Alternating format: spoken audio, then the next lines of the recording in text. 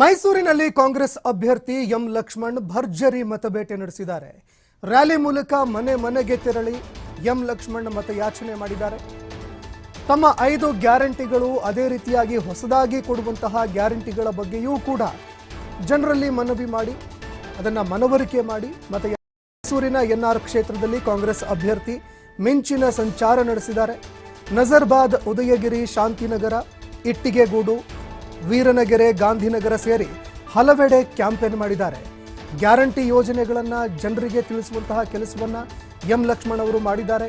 5 guarantee ಯೋಜನೆಗಳನ್ನು ಕೊಟ್ಟಿದ್ವಿ, 5 guarantee ಯೋಜನೆಗಳನ್ನು ನಾವು ಜಾರಿಗೊಳಿಸಿದ್ವಿ.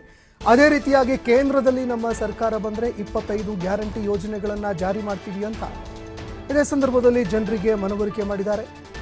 ಇನ್ನು ಎಂ ಲಕ್ಷ್ಮಣ್ಗೆ ಸ್ಥಳೀಯ ಮುಖಂಡರು ಹಾಗೂ ಕಾರ್ಯಕರ್ತರು ಕೂಡ ಸಾಥ್ ಕೊಟ್ಟಿದ್ದಾರೆ.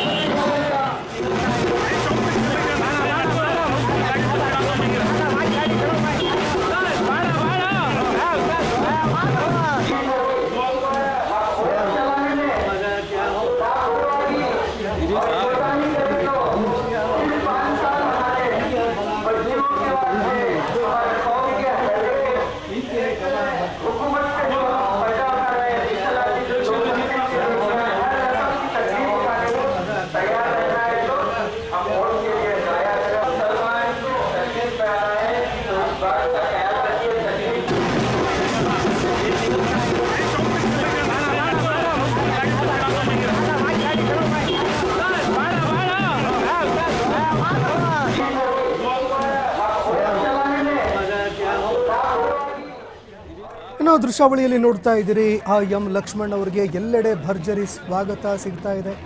ಒಂದೆಡೆ ಮುಸ್ಲಿಂ ಬಾಂಧವರು ಕೂಡ ಅವರನ್ನ ಆತ್ಮೀಯವಾಗಿ ಬರಮಾಡಿಕೊಳ್ತಾ ಇದ್ದಾರೆ. ಇನ್ನು ಕೆಲವೆಡೆ ಅನೇಕರ ಮನೆಗೆ ಹೋಗುವಂತಹ ಸಂದರ್ಭದಲ್ಲಿ ಅವರನ್ನು ಆರತಿ ಬೆಳಗಿ ವೆಲ್ಕಮ್ ಮಾಡಲಾಗ್ತಾ ಇದೆ.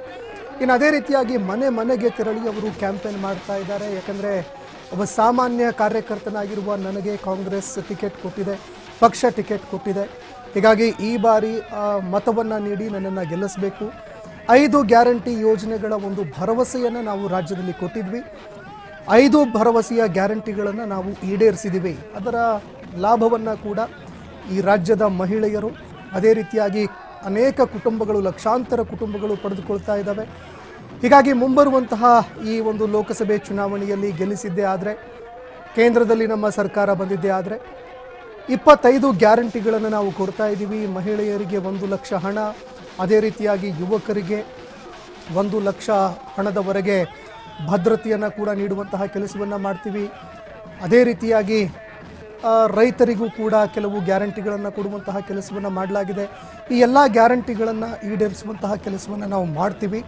ಈಗಾಗಲೇ ರಾಜ್ಯದಲ್ಲೂ ಕೂಡ ಗ್ಯಾರಂಟಿ ಯೋಜನೆಗಳನ್ನು ನಾವು ಈಡೇರಿಸಿದ್ದೀವಿ, ಗ್ಯಾರಂಟಿ ಯೋಜನೆಗಳನ್ನು ಜಾರಿ ಮಾಡಿದ್ದೀವಿ. ಹೀಗಾಗಿ ಕೇಂದ್ರದಲ್ಲೂ ಅವಕಾಶವನ್ನು ಕಲ್ಪಿಸಿಕೊಡಬೇಕು ಅಂತ ಮನೆ ಮನೆಗೆ ತೆರಳಿ ಅವರು ಕ್ಯಾಂಪೇನ್ ಮಾಡಿದ್ದಾರೆ. ಇದೇ ಸಂದರ್ಭದಲ್ಲಿ ನೋಡ್ತಾ ಇದ್ದೀರಿ ನೀವು, ಕಾರ್ಯಕರ್ತರನ್ನು ಹೊರತುಪಡಿಸಿ ಗಲ್ಲಿಗಳಲ್ಲಿ ಹೋಗುವಂತಹ ಸಂದರ್ಭದಲ್ಲಿ ಪ್ರತಿಯೊಂದು ಮನೆಯವರು ಕೂಡ ಭರ್ಜರಿಯಾಗಿ ಸ್ವಾಗತವನ್ನು ಕೋರ್ತಾ ಇದ್ದಾರೆ. ಇನ್ನು ಅದೇ ರೀತಿಯಾಗಿ ನಿಮಗೆ ಮತ ನೀಡಿ ಗೆಲ್ಲಿಸಿ ಲೋಕಸಭೆಗೆ ಕಳಿಸ್ತೀವಿ ಅಂತ ಜನರು ಕೂಡ ಆಶ್ವಾಸನೆಯನ್ನು ಕೊಡ್ತಾ ಇದ್ದಾರೆ.